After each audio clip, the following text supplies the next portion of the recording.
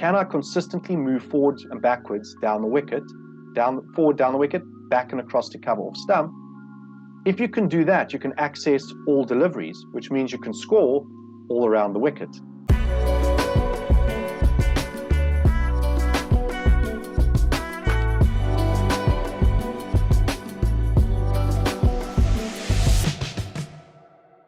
Cricket Life Stories with me, Neel Khagram. Again on the channel, we're joined by Gio Colussi in South Africa. Gio, how's it all going?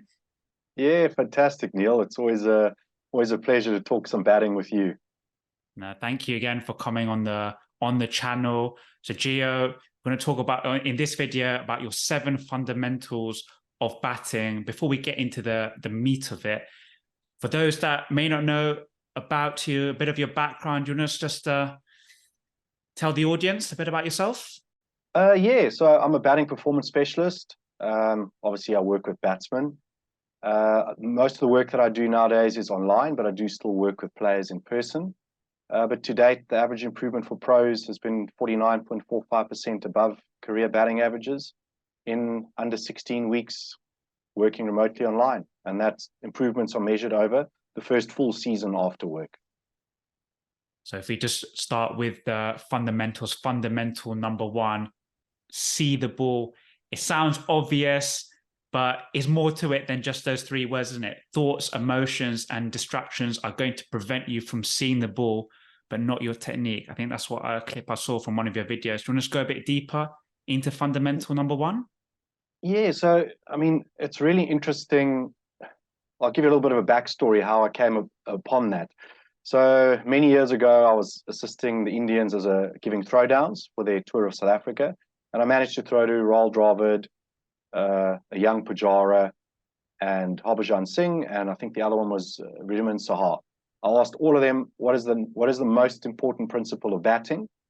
And again, as a young coach back then, 12, 13 years ago, I was expecting to get all of this technical information from them. And 3 out of the 4, and obviously those 3 were all being the better players out of the 4 of them, said, see the ball. And I found it really interesting that they didn't say watch the ball. And when I thought about it, see the ball is a lot more contextual and it's a lot more powerful phrase. Then the other player just said to me, instinct. So it's something that's often forgotten because we spend so much time looking to make technical improvements, to improve performance, or to prevent certain types of dismissals, because we're always reacting to dismissals and reacting to low scores. And prolonged form slumps, most of the time when players eventually come out of them, they had some chat with some ex-player who just reminded them, you've got to see the ball. You've got to watch the ball. And it is such a basic principle, but you hardly ever hear anybody talking about it. So if your number 1 priority when you go out to bat is not to see the ball, obviously you're setting yourself up for failure because you've got to see it to be able to react to it. And then there's a whole sequence of events that need to happen after that. So for me, that's the number 1 principle that we bed down with, every player that I work with. Everything always comes back to seeing the ball. Is it a reminder that batting is also a mental game? Talk about see the ball. It's about not getting the external distractions, the noise from journalists, crowd, friends, family, etc. Low scores. Get in that cloud your mind when you're facing the bowler at the other end? Yeah, 100%. So there's so many variables that could take you away from seeing the ball. So whether it's a series of low scores, you're trying to make some technical changes, you're worrying about your place in the team, you're worrying about what the press are saying about you, you might not like your coach, or you might think that your coach doesn't like you and he's looking to drop you. It could be something the opposition say. So it's so important to develop processes to be able to focus on the things that you can control. And seeing the ball is something that you can control. And in order to stay present, you've got to become a lot more self-aware around the different types of thoughts and emotions. And they are going to come up in games, are going to take you away from allowing yourself to see the ball. How does one almost learn and coach themselves self-awareness when it comes in batting specifically? Yeah, so what I do with players, I've got a simple batting's an acronym, and we run through a series of questions after each innings. And if you answer yes to these questions, obviously S for simple, what do you think that stands for? See the ball. Yeah. Okay. So, if you ask yourself that question, did I see the ball well? And you answer no. Well, the next question would be, why not? So you've got to put measurables in place to start drawing self-awareness around the different areas of your game that you have control over. And then you've got to start measuring how well you execute those things. And when you can start to put your energy and focus into the things that you can control, well, then anything that's outside of that circle of your influence just falls by the wayside. But it takes practice. Another example would be, a lot of players that I speak to say, well, I'm practicing meditation, but my scores aren't improving. But meditation is about bringing yourself back. But you have to have the self-awareness to catch yourself when you're leaving whatever it is that you're trying to be present with, whether you're focusing on your breath, whether you're focusing on a spot in front of you, whatever it is, or if you're just following your thoughts. But if you don't know how to transfer that skill, it's useless. We move on to fundamental number 2, and you talk about the grip. The grip should consistently allow you to present the full face of the bat for all your shots. Do you want to go a bit deeper on that? Yeah, so again, having worked with players now for, about 26th year, you'll see lots of different people with different variations on grip. And for the most part, we're all taught, okay, well, your two Vs should form a straight line somewhere between the splice of the bat and the outside edge, sort of halfway between or a little bit closer to middle. But that simply isn't true. And if we look at, a variety of different players, another thing is that we always told your hands have to be close together. But players like Faf du Plessis and VVS Laxman enjoyed incredibly successful careers holding the bat with their hands apart. So for something to be declared a fundamental, it should hold true always. Now, if you want to be successful at batting, you have to consistently present the full face of the bat through the ball. So if you can do that, there's no need to make changes to your grip. If you can't do that, well, then first port of call would be, is your grip preventing you from getting the full face of the bat through the ball? And a full face of the bat means more bat face on the ball, which means that it's going to be harder for people to get edges off of you and to beat you because you're consistently presenting a full face into the ball. And that should be for straight bat and cross bat strokes. When it comes to, say, like drilling in that element of grip, what would you advise a player that's perhaps like struggling? When you say struggling to consistently present the full face through the ball? Yeah, like I always, a lot of coaches then probably just say, oh, we'll go and drill this in the nets, throwdowns, etc. Pick up the bat off the floor if you're going for like a junior. As you as an experienced coach talking about fundamentals of batting, how would you talk to a young player perhaps that's actually struggling, as you say, keeps getting edges, can't play 360, etc.? Yeah, so what I do with guys is, and regardless of age, at a higher level, I would probably go to a pull shot first. But for anybody, below professional level, just get them to set up, chest onto you, grip the bat, turn the front shoulder, let the feed come from directly in front, and then just put a full natural swing through the ball. And depending on how you're holding the grip, if you can consistently square the bat face up to the ball and hit top to bottom down through the ball and make clean contact, well, then your grip's okay. But if your grip isn't okay, if you're too far underneath the bat, you're going to have to use your hands to square the face up to the ball. So you're going to have a lot of skimming. So if you're skimming a lot of balls, that would be an indication. First thing that I would check is your right hand too far underneath the grip? Okay, and then conversely, the opposite applies, that the ball would consistently go up if you're not turning that hand over to try and square the face up. So that's how I check with players. It's a really simple drill, and it also promotes a full natural swing of the bat, swinging all the way through, finishing up over the shoulder. And that'll give you instant feedback. If you get fed 6 balls and you're not making clean contact with 5, 6 out of them, and you're skimming the ball, you're getting top edges, there's an issue with your grip. And then it's just about making small adjustments so that you can consistently square the bat face up. But, you know, if you just think about it, if you didn't have a bat in your hand and you wanted to hit a ball with the palm of your hand, that's the same thought that you need to have. That your bottom hand, obviously if you're a right-handed batsman, your bottom hand needs to square up to the target on contact.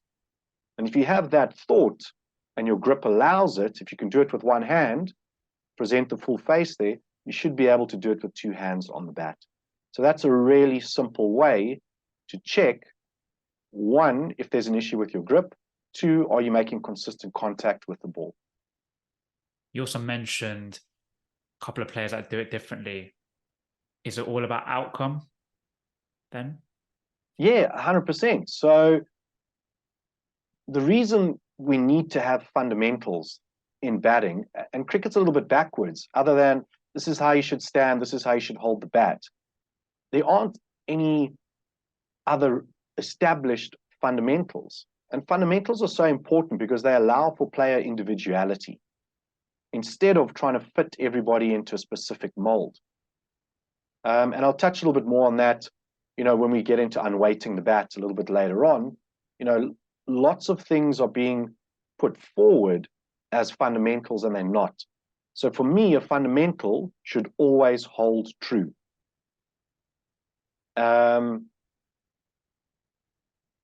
So an example of that would be, you know, something that I've seen going around is that your hands mustn't go outside the line of your outside eye. So if I'm a right-handed batsman, I'm facing this way, my hand should never leave the line of my eye. But if you go and look at, and if you're ever in question if something is flawed or not, just go and look at every player in the modern era who's ended their career. And I say ended their career specifically because there's quite a few guys now who've played 20, 30, 40 test matches and they're just teetering above 50. But if you've ended your career with an average above 50, go look at those guys and see what they do. And there are key fundamentals that all of them do. But then there's lots of things that look very different, but they are adhering to the underlying principle. So hands outside the line of your eye or hands outside the line of stump has been said, this is a fundamental batting. It's not, because Brian Lara's hands went outside the line of his eyes. Mohammed Yusuf's hands went outside the line of his eyes. And so did Javed Miandad's. So that's three guys out of, you know, if you look at how many people have played professionally, how many players have played over all time as batsmen in Test cricket, and then you've got three out of maybe 20 to 25 guys who've ended their career, having played more than 50 tests with an average above 50, well, that's a pretty high percentage, so it's not a fundamental. You know, it's fascinating. And then if we move on to number 3, the setup, you talk about moving forward and backwards with purpose at point of release. Again, just go a bit deeper on that. Yeah, so a lot of debates recently, you know, when people look at Steve Smith, another one is Shiv Chanderpaul. I did a video, I think it was last year or the year before, time's flying now, can't remember. But I did a video about Dom Sibley. And there was quite a bit of to and froing going on between certain people on social media because people were outraged that Michael Atherton said that batting's a side-on game. And you had people putting forward this notion that batting isn't a side-on game. So I did a video on it and I showed, well, Dom Sibley's trying to bat chest on, and that's why he can't score through the offside. And that's why he's got a test batting average of less than 30 and a strike rate in the 30%. So it's a flawed method. But people look at where players start. So people say Shiv Chanderpaul batted chest on. He didn't. He set up chest on. But by the time the ball was released, he was in a perfect side-on position to access the ball by turning his front shoulder, you know, to align himself to the line of the ball using his front shoulder. Steve Smith's the same. He was setting up open. And people say, bat chest on. You can't bat chest on. You have to engage your front shoulder in order to take the bat back. And again, taking the bat back is going to happen in many different ways for different players. And we'll touch on that when we get to unweighting again. But they all access the ball and engage the ball by aligning themselves using their front shoulder. by turning it into the line of the ball. That then takes your hands back, sets the bat in the unweighted position, and then you're good to go. And then you can play consistently through the line of the ball. And if the ball deviates, well, you're not going to be curtain railing, you're not going to be pushing out of the ball, because big muscles, big movements, turn your shoulders, like putting in golf. You don't putt with your hands, you putt with your shoulders. Turn your shoulders, and then everything, arms and hands, follow through that line. The same principle applies for batting. So you have to turn your front shoulder if you want to consistently hit through the line. It's going to prevent you from curtain railing, chasing after the ball, allow you to play the original line of the ball. Is that the same for spin bowling as well, when you're facing up against a traditional finger spinner or a mystery leg spinner? Yeah, 100%. You have to turn your shoulder if you want to hit the ball. Otherwise, you're pushing at it. So it's almost counterintuitive, because, you know, there were all these theories going around not too long ago also, that against extreme pace, there's no time to have a backlift. And that the lower you keep your hands and your bat, the more time you'll create for yourself on the ball. And the opposite is true. The further back you take your hands, the more time and space you create for yourself to either release the bat or to decelerate and defend. Is there a case there where a batter could be slightly too side on? See, a couple of years ago, I saw on TV a lot of comments about players in county cricket taking their guard on off stump and, again, unable to access all around the ground.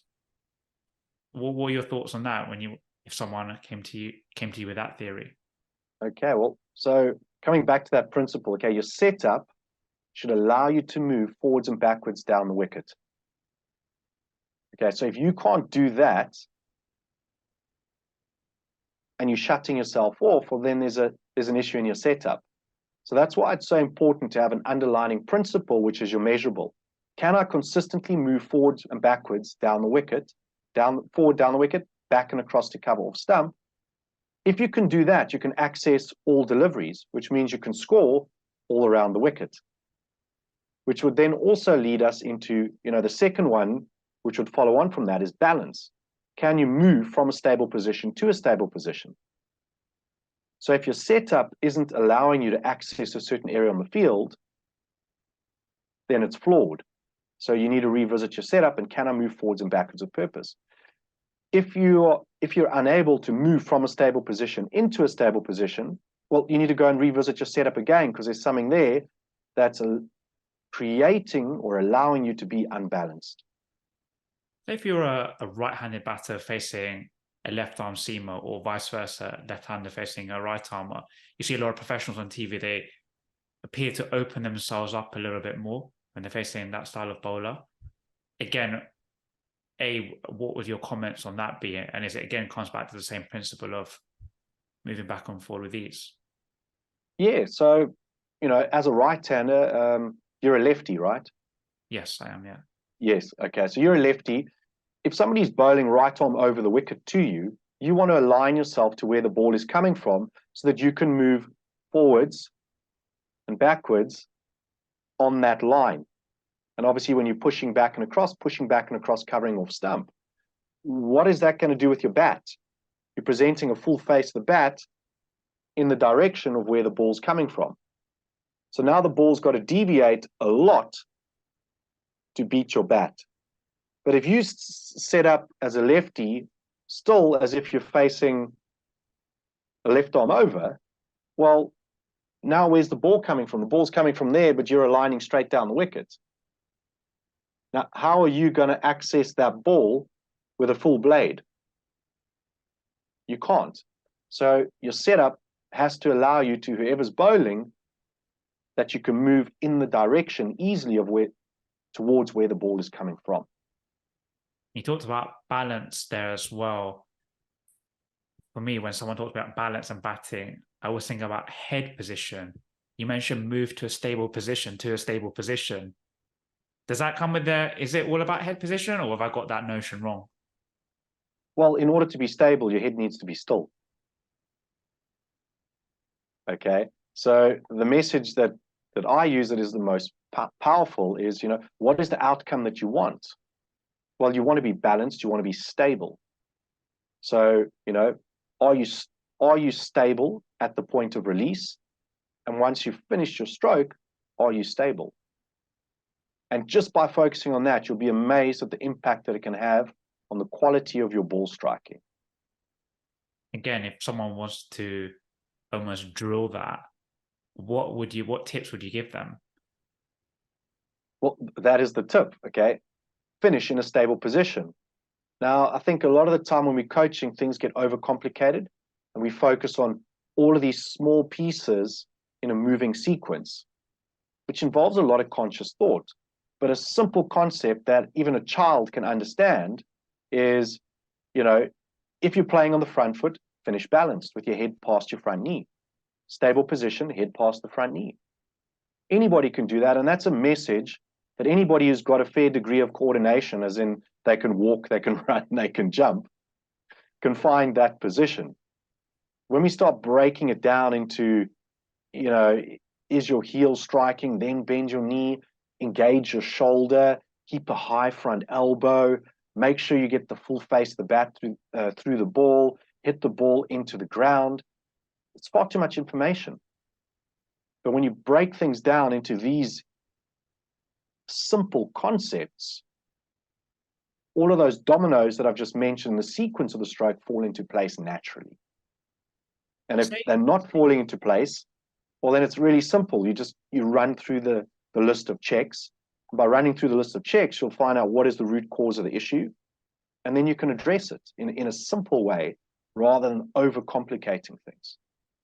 Say a batter is falling over and getting at LB, or when they're coming down the track to a spinner and their head is not still, etc.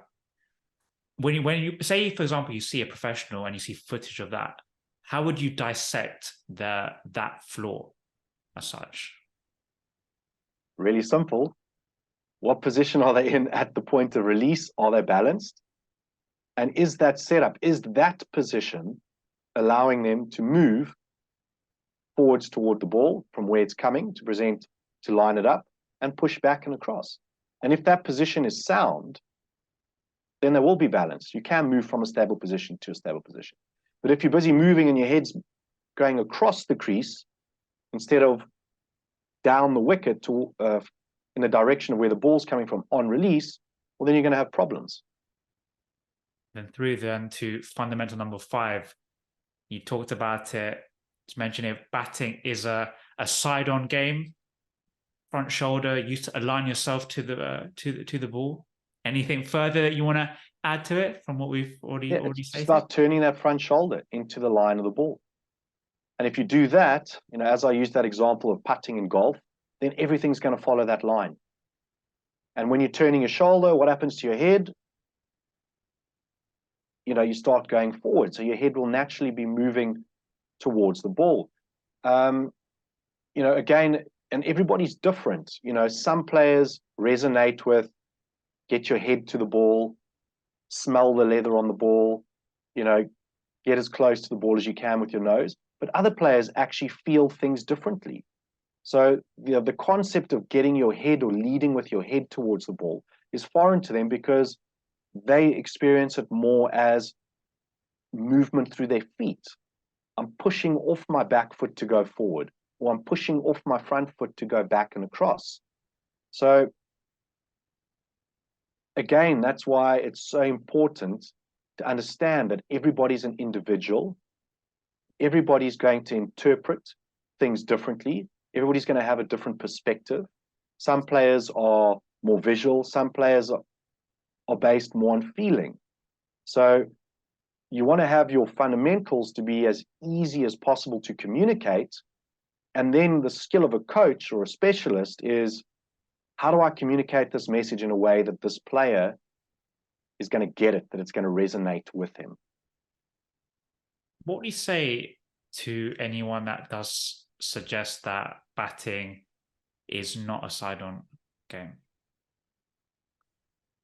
I would suggest that they go and look at every single player who's averaged over 50, playing 50 or more test matches, and look at the positions that those guys are in and how they access the ball.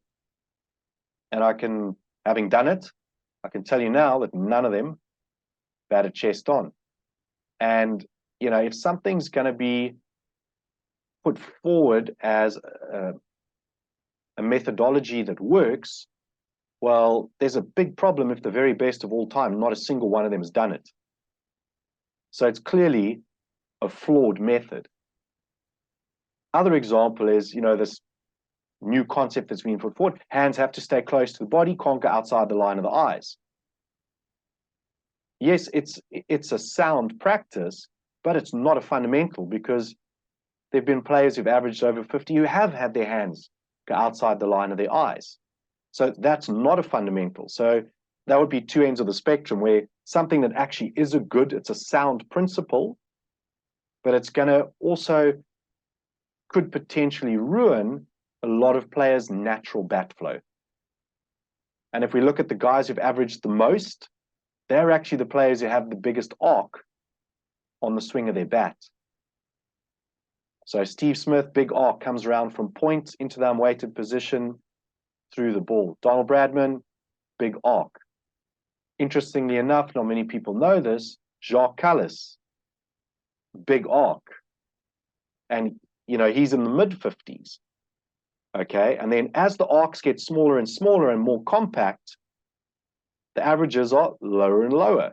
So, there's got to be something in that, but I'm not advocating that we should be teaching every single player to have a big arc like those guys, because that's their natural swing plane or arc or flow of the bat. It's about understanding the underlying fundamentals, which are the 7 things I'm going to share with you, that I believe if you do these 7 things, they allow for player individuality, but they're also fundamentally sound, as in they've been adhered to by every guy's averaged over 50. So you mentioned the word unweight. If someone doesn't know exactly what unweight the bat actually means, can you explain it in almost like layman's terms? Yeah, so as you swing the bat, you want to get it to a point where the toe of the bat, like the perfect position would be toe of the bat vertical to the sky prior to commencing the swing of the bat. But basically, so it's getting the toe of the bat vertical to the sky prior to commencing the swing of the bat, whether it's straight bat or cross bat shot. Now, everybody's going to get there differently. So on one end of the spectrum, you'll have a player like Kane Williamson or Manus Labuschagne, who start with the bat almost vertical, but I see they're making some adjustments there. There's sort of a downside to that.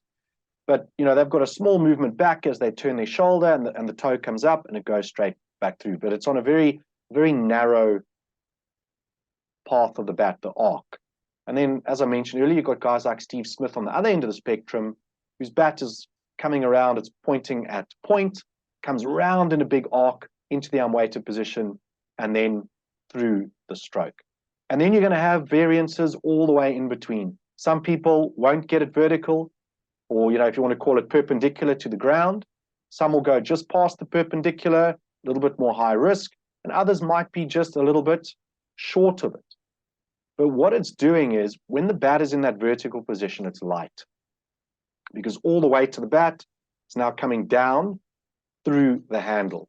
So you could stand with a bat like this for as long as you like without your arm getting tired, with the bat coming up, pointing vertical to the sky. Hold your bat pointing backwards towards the slips. It's going to feel very heavy. So what this does is it allows you to create lag, so that when you're leading with your strokes, the end of the handle's going towards the ball. If you can imagine, the bat's here, it drives to, and then the bat swings around underneath like a pendulum. Okay, as opposed to if you're keeping it flat, you're relying on your hands to generate speed through the ball, as opposed to when you're unweighted, we unweight the bat, but as we unweight the bat, we also unweight our body so that we can move forwards or backwards. So that's why it's called unweighting. And that's also a big misconception. A lot of people think that unweighting the bat is simply standing with it up like this in your stance, and this sets me in a position ready to hit. It doesn't. We've got to have that movement, the turn of the shoulder, and as all of that's happening, you're unweighting your body along with the bat so you can move forwards or push back and across. Does this contribute to power hitting in any form? Does it assist with greater timing? You see some of the best players in the world, and you can almost categorize them. Say in England, you got a Joe Root and say a Joss Butler, and just on the face of it, you would say Joss Butler is a bit more of a power hitter, where Joe Root's more a touch player. Where does this all form when it comes to unweighting the bat, etc.? When looking at those two players, for example. Yeah, well, obviously they both do it. They both do it differently. What I can tell you is that if you don't unweight the bat, it's going to have a negative impact on your ball striking ability. It's going to have a negative impact on your contact points. You're going to struggle to present the full face through the line consistently because you're going to be pushing at the ball with your hands. So you're more likely to play early, play with hard hands, and you're also going to have less time on the ball because you're having to generate the speed with the bat through your hands, as opposed to turning the shoulder, getting the hands going back, setting the bat weightless, and letting the bat come through and follow the line of your body. So the benefits are more time on the ball, consistently play through the line, no curtain railing, bats coming down steeper on the ball.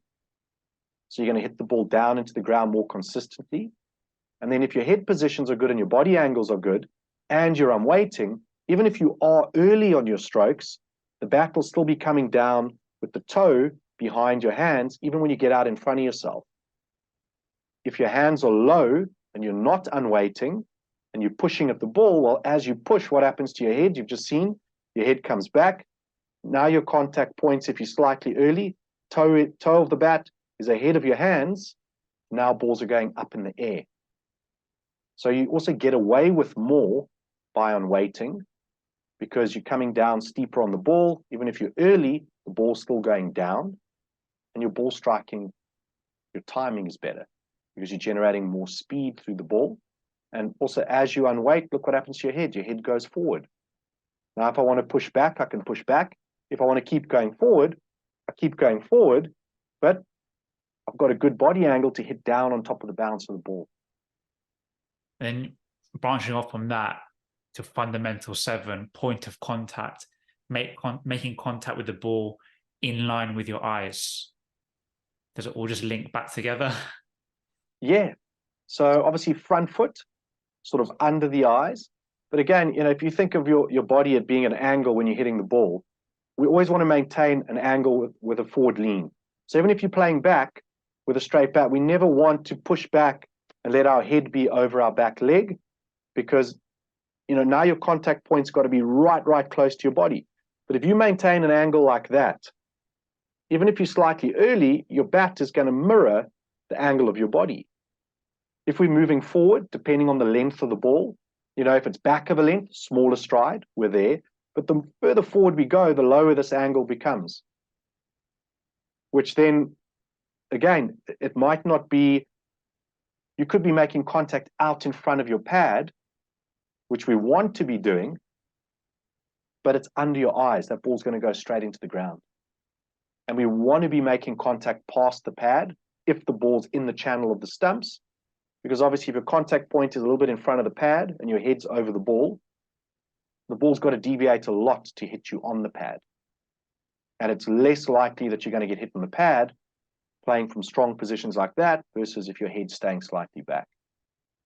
And then just linking this all together, these principles from your research and coaching expertise, etc., you're saying the best players in the world, the best players in Test cricket that average over 50, all do these 7 principles?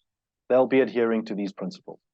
And as I said earlier, if you focus on these first, before you start looking at the minuscule pieces, all of the sequences and the moving parts, all of these things it's like a domino effect.